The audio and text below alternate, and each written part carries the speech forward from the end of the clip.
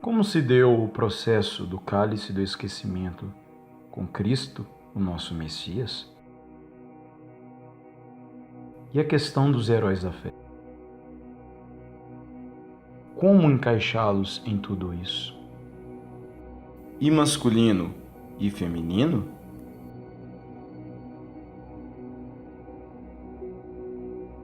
Como o universo elétrico responde às questões para a encarnação? Quais mistérios cercam a nossa chegada a esse reino? Lock, I got him. Now, Tank, now.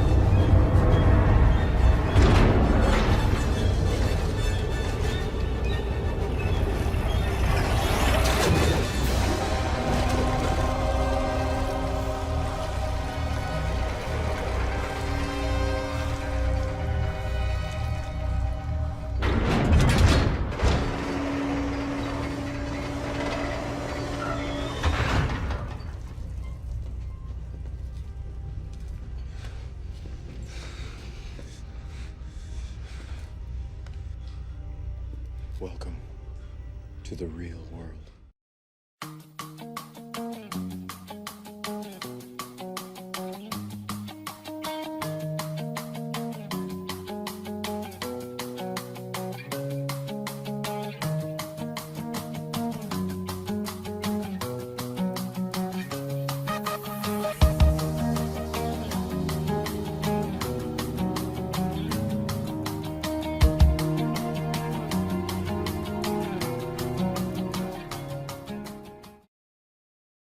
O mistério da encarnação.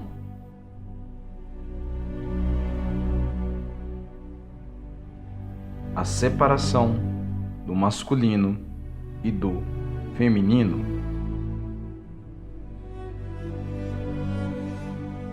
Ao encarnar aqui, a pessoa vai tomar a forma daquilo que ela precisa trabalhar mais e que deixou a desejar no estado pré-mortal.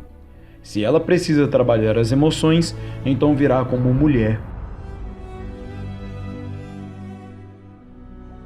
Já para lidar com a racionalidade, virá então como homem. O homem é transcendente e mais racional, já a mulher é iminente e mais emocional. A emoção vai ser mais suscetível a cair na tentação. Isso, entre outras coisas, foi o que motivou a Satanás a procurar a Eva. Entretanto, as emoções que as mulheres expressam se aproximam mais do amor de Deus do que os homens, que em geral são mais frios. Então, buscar o equilíbrio nessas duas questões é a chave para o crescimento. O filme O Poderoso Chefinho mostra essa A divisão. vida era ótima, era perfeita. Mas quando peguei no sono, fiquei pensando numa coisa que meus pais disseram. De onde vêm os bebês?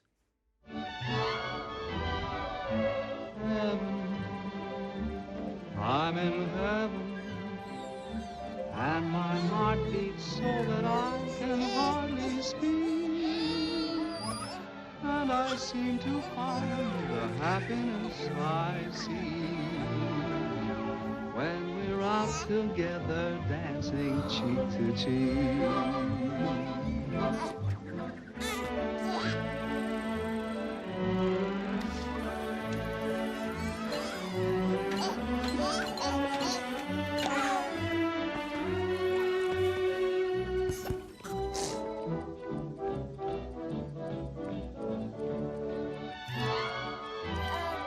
And to reach the highest peak, but it doesn't thrill me half as much as dancing cheek to cheek.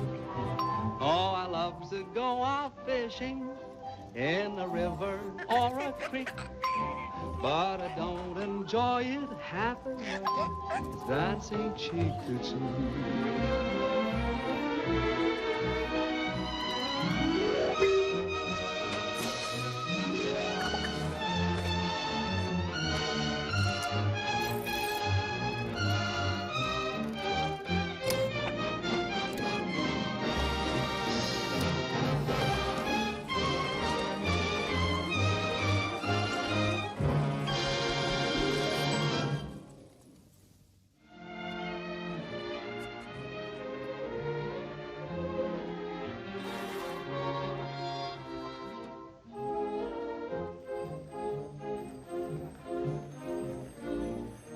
O Poderoso Chefinho. Agora em separado, ambos, homem e mulher, necessitariam se conectar para serem completos, e serão os dois uma só carne. E assim, já não serão dois, mas uma só carne. Marcos 10, 8. Esta união estimula o coletivo, o pensar no próximo e o trabalhar em equipe. Numa equipe, há pessoas diferentes, com características diferentes, que juntas formam um todo.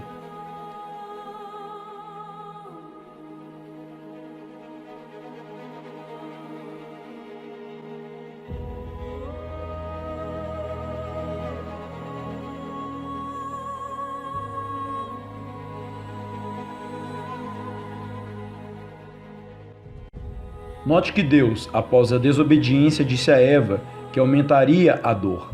Sim, havia dor no Éden. E a mulher disse: multiplicarei grandemente a tua dor e a tua conceição. Com dor darás à luz filhos. E o teu desejo será para o teu marido, e ele te dominará. Gênesis 3,16. Claramente, Adão e Eva herdaram castigos específicos.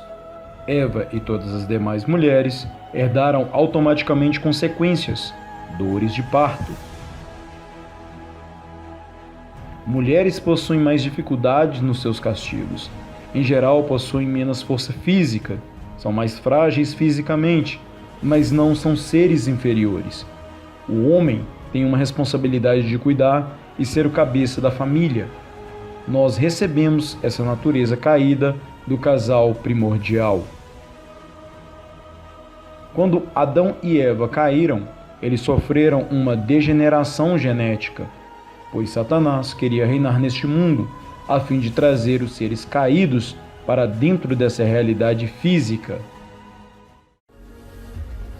Cristo passou os mesmos processos que nós e recuperou sua memória no batismo, porque naquilo que ele mesmo, sendo tentado, padeceu, pôde socorrer aos que são tentados. Hebreus 2,18.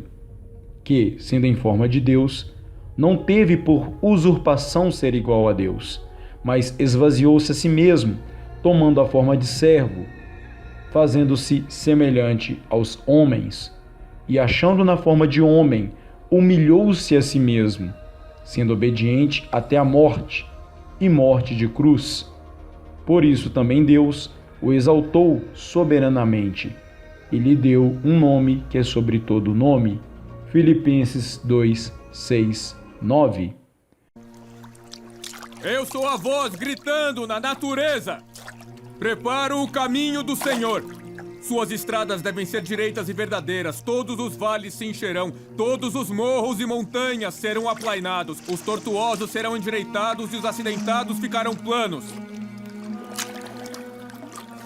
E toda a humanidade verá a salvação de Deus. O que fazem aqui, ninho de cobras? Quem mandou fugir da ira vindoura? Produzam frutos no arrependimento constante. Não repitam para si mesmos que Abraão é nosso pai, pois em verdade vos digo que Deus pode surgir vindo direto daquelas pedras, filhos de Abraão.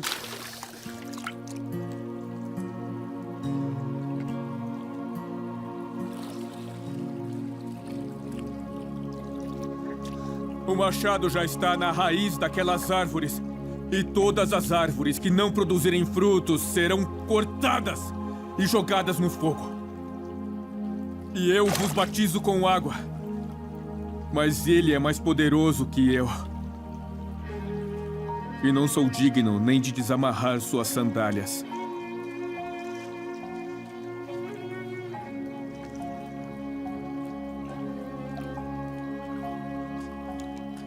Ele vos batizará no Espírito Santo e no fogo.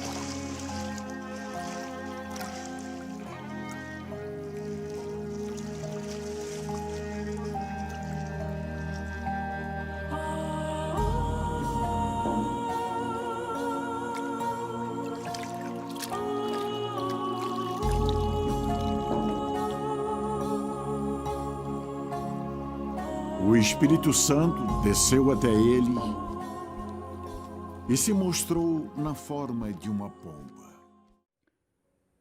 O que acontecia com a mente de Cristo quando ele era um bebê? Sua mente era limitada na infância. Ele foi recuperando e crescendo em sabedoria e aprendendo numa relação profunda com o Pai, crescendo em graça. E crescia Jesus em sabedoria e em estatura e em graça para com Deus e os homens. Lucas 2,52. Como pode um ser como Cristo crescer em sabedoria sendo Deus? Ele aprendeu a falar, a andar e a adquirir intimidade, pois ele orava, jejuava e tinha limitações corpóreas como todos nós que o limitaram.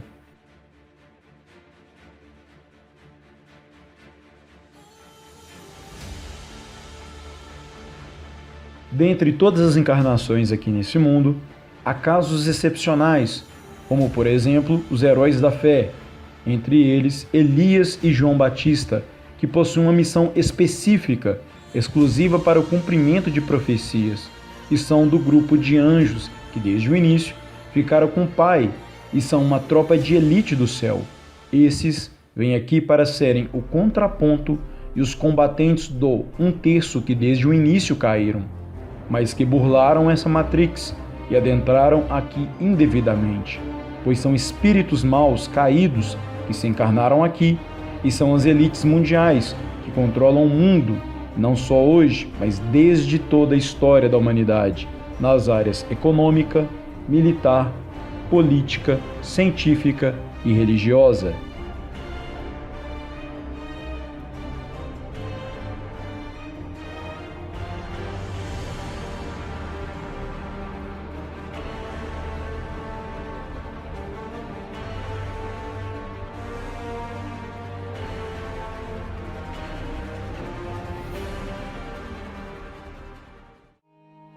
Voltando ao processo de aprendizado e resgate da memória, não é como algumas religiões orientais ensinam, como por exemplo na reencarnação, pois isso anularia toda a razão para a salvação através do sacrifício, morte e ressurreição do Messias.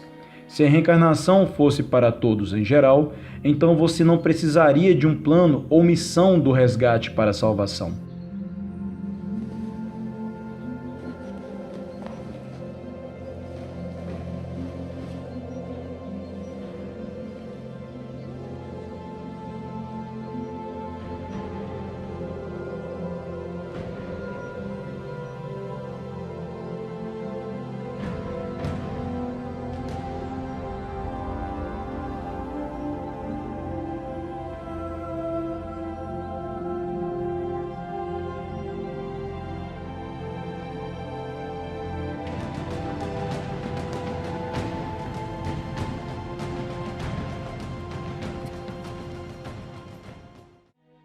Em breve, operará neste mundo novamente o espírito de Elias, que na profecia é chamado a vinda das duas testemunhas.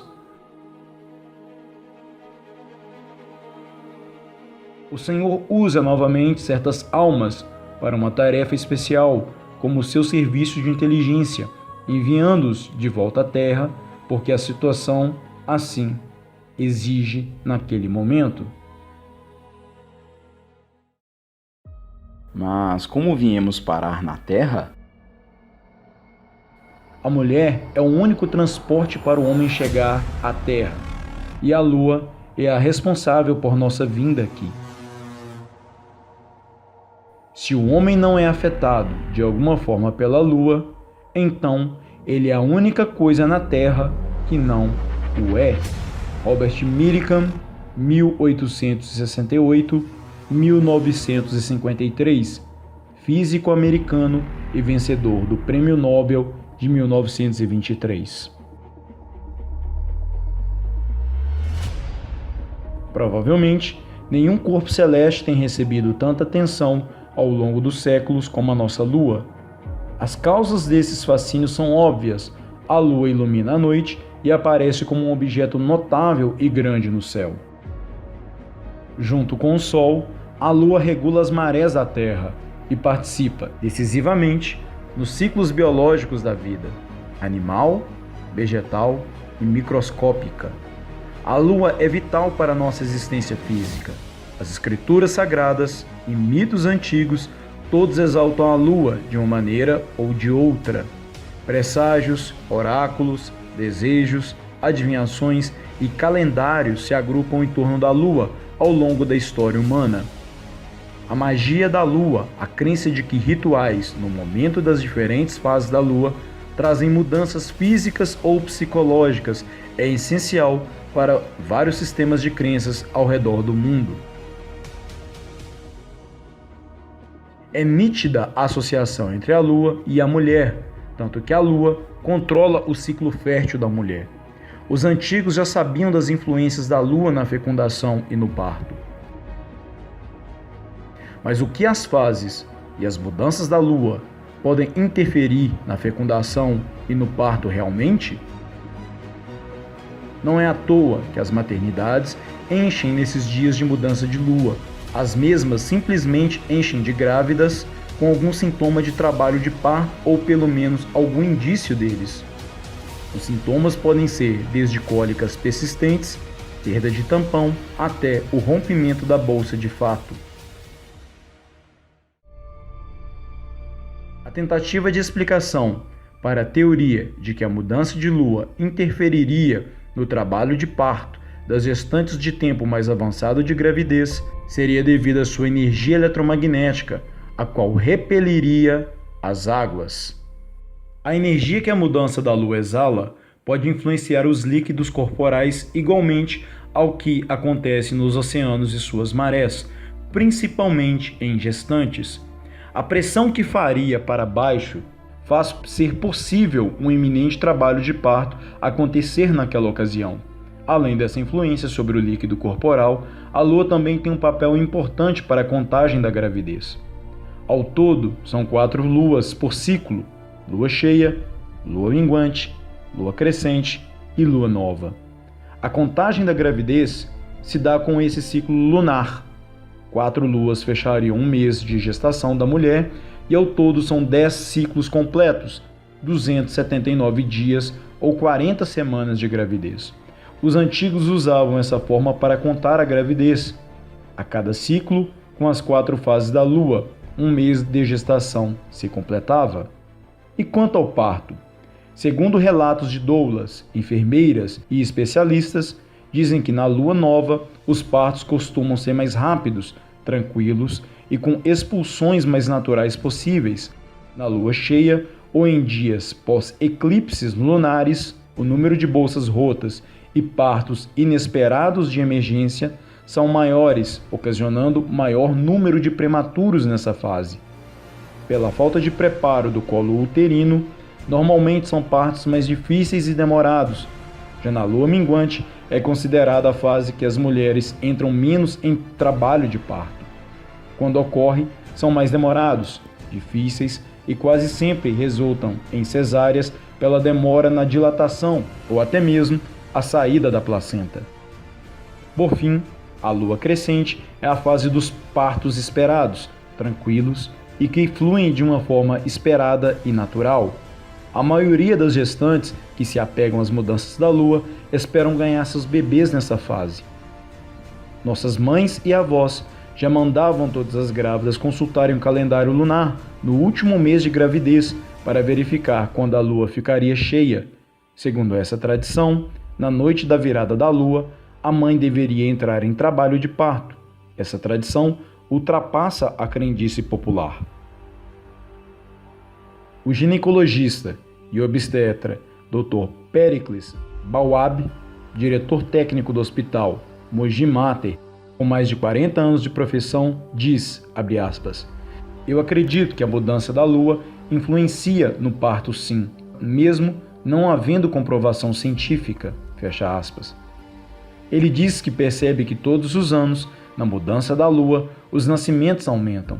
Já o ginecologista Dr. Sang Chon Cha diz, abre aspas, parece que existe sim alguma influência. Isso não está provado, mas pela minha experiência, posso dizer que é bem frequente o aumento de partos na lua cheia. Não sei explicar o que pode acontecer, mas algo parece induzir a contração do útero. Tenho a nítida impressão de que realmente nascem mais bebês quando entra a fase da lua cheia. Fecha aspas. O fato de 95% dos nascimentos o bebê nascer de cabeça para baixo já é um indício que estamos vindos de cima, como que caindo aqui neste mundo.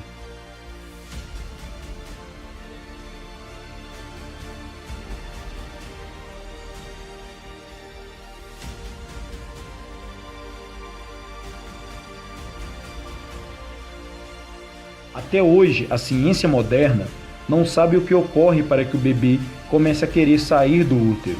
Mas é claro que os bebês não nascem apenas na lua cheia. Essa influência seria em mulheres que já estão perto de parir. Nelas, que estão esperando o momento do nascimento, a mudança da lua cheia influenciaria no dia do parto. Ou seja, se você está na reta final da gestação e só esperando o sinal do bebê, já nos últimos dias de gravidez, quando a lua cheia chegar, é possível que você já entre em trabalho de parto, pois o líquido amniótico é influenciado pela lua. E o mais interessante vem agora. A luz da lua é fria, séptica, ou seja, propicia o desenvolvimento de vida microscópica, tanto que se você deixar uma carne fresca, da melhor qualidade, exposta aos raios da lua cheia, ela estará completamente estragada no dia seguinte. Corte seus cabelos na véspera da lua cheia e verá como se revigoram os bulbos capilares. Nas semeaduras feitas durante o crescente, as sementes germinarão com muito mais vitalidade. A madeira cortada na minguante ou na lua nova se preserva melhor do apodrecimento.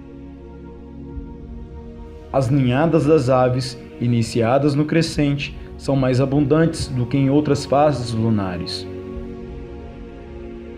Existe também uma relação entre a fase da lua e a concepção dos bebês, que é chamada de lunacepção. É relacionada com o alinhamento do ciclo menstrual da mulher, que não utiliza contraceptivos, juntamente com o ciclo lunar. Para aumentar as chances de engravidar, a mulher deve estar atenta ao mês em que ela irá menstruar na lua nova e ovular na lua cheia. Como não se pode controlar a data da ovulação, é preciso estar atenta ao calendário lunar e ao comportamento do seu ciclo menstrual. Acredita-se que a lua cheia seja o período mais fácil para engravidar. Já a lunacepção, em princípio, é um método que consiste no seguinte: sabe-se que os dias da lua, considerados de muito maior fertilidade, são em torno da lua cheia. Ora, a lunação tem idêntica duração que o ciclo menstrual feminino. A lua cheia se situa entre o 14º e o 15º dias da lunação.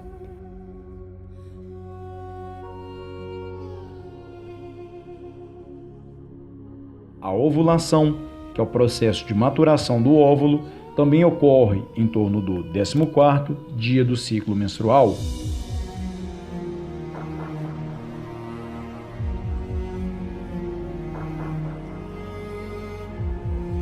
Todos os anos, quando ocorre a lua nova de Escorpião, na região do Pacífico, mais precisamente nas margens das ilhas Samoa, ocorre um fenômeno extraordinário.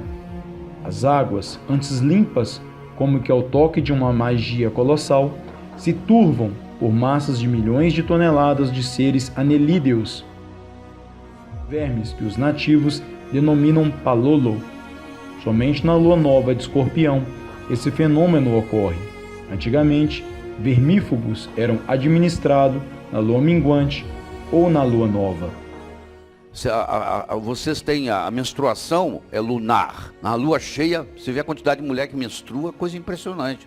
Pode ver. Um lugar onde trabalha 300, 500 mulheres, chega no dia de lua cheia, praticamente está todo mundo menstruada.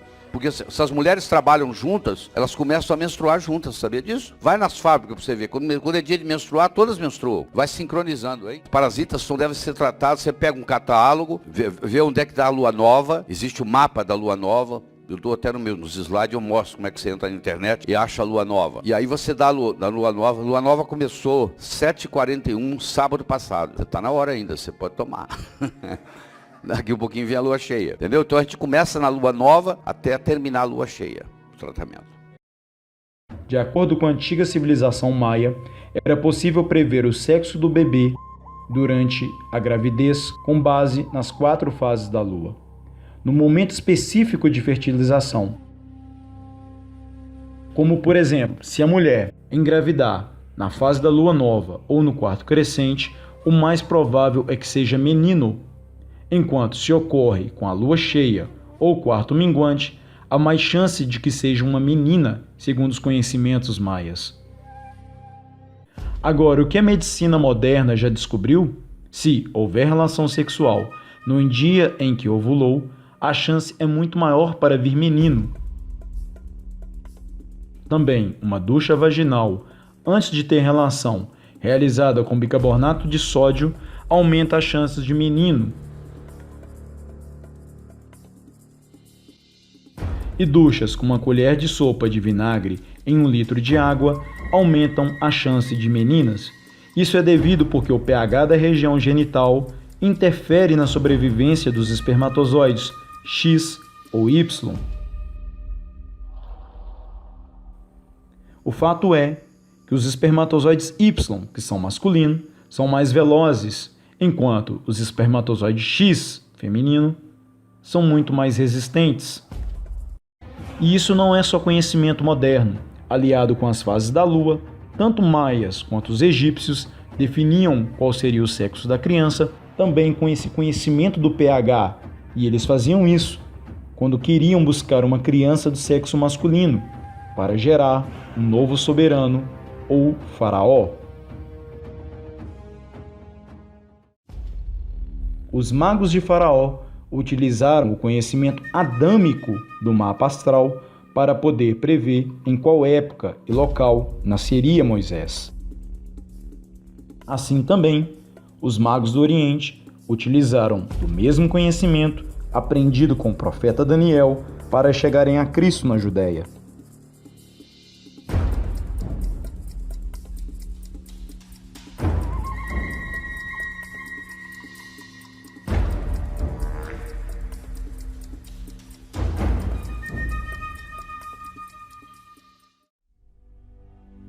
Mas como se dá o processo da nossa encarnação e da nossa vinda aqui para esse reino? Como dito anteriormente, na parte 3 dessa série, nosso espírito é elétrico e ele fica armazenado nas estrelas, ou seja, no Guf, que são depósitos de almas. Todos os povos antigos sabiam disso, tanto que os Inuits, ou seja, os esquimós, chamam a aurora boreal de caminho das almas para o regresso à constelação de origem no momento da morte. Sim, quando morremos, somos desativados e dormimos, voltando o nosso espírito para a sua constelação de origem, aguardando o juízo.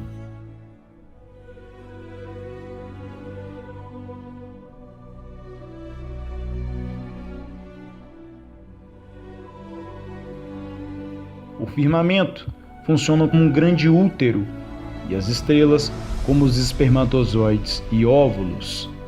Assim na terra como no céu. As above, so below.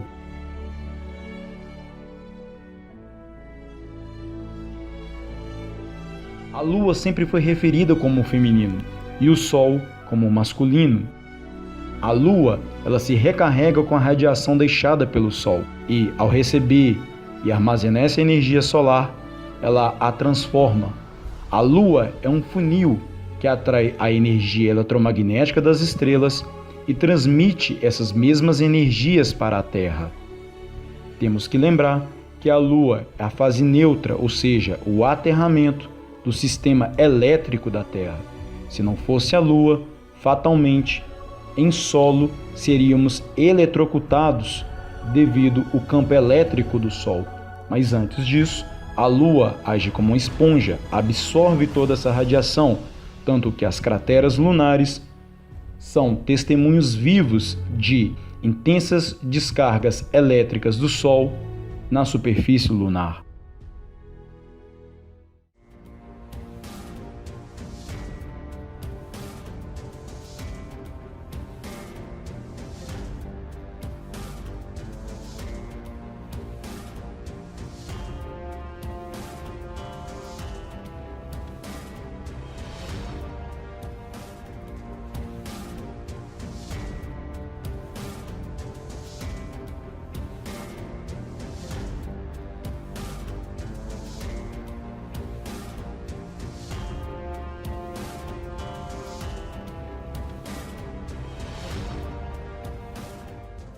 Então, a Lua atua como uma esponja, atraindo cargas elétricas e radiação emanadas pelo Sol e também pelo Monte Meru, que é um dos polos elétricos do sistema elétrico da Terra, cuja manifestação também são as auroras, via interação com o campo magnético.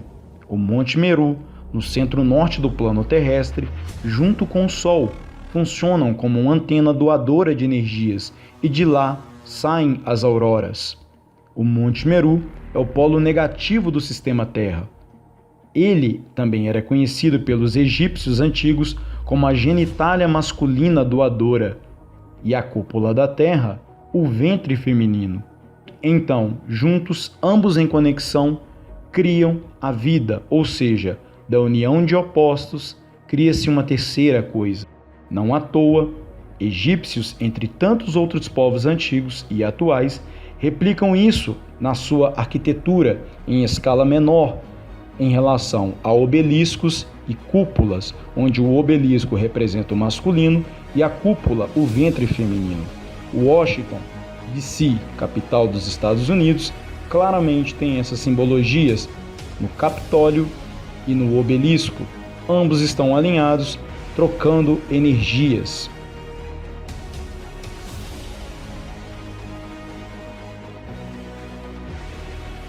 O Monte Meru, então, através do campo magnético da Terra, lança os espíritos nas mais altas camadas da atmosfera e a Lua os absorve e os lança para o solo, agindo também no ventre materno para instalação desse espírito. Por isso há a conexão do ciclo menstrual com a Lua. Os sistemas reprodutores masculino e feminino são uma escala micro do sistema celestial macro, elétrico da Terra.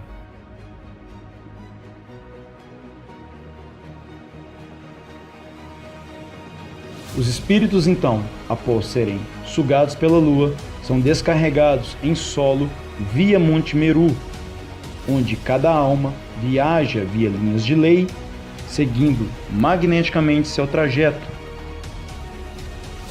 Isto é, a árvore cósmica e suas raízes, disseminando suas sementes.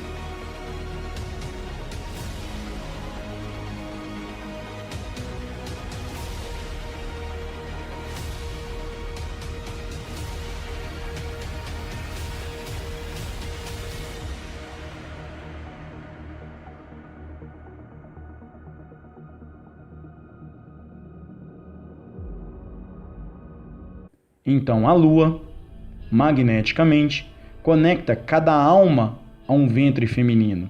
Isso justifica a conexão do ciclo menstrual feminino com a Lua.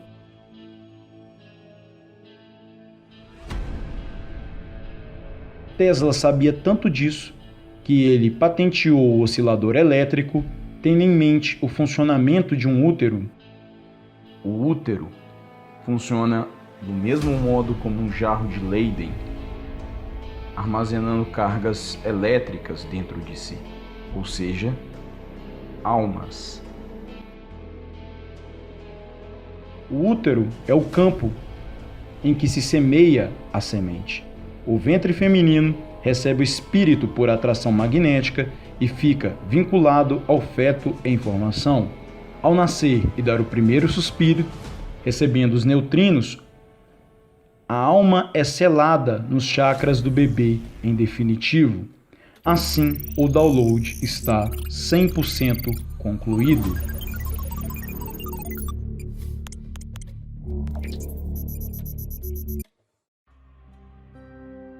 O portal de entrada para o mundo físico é o útero, para que os espíritos sejam revestidos de carne e venham interagir com esse mundo, com essa matéria, num estado temporal.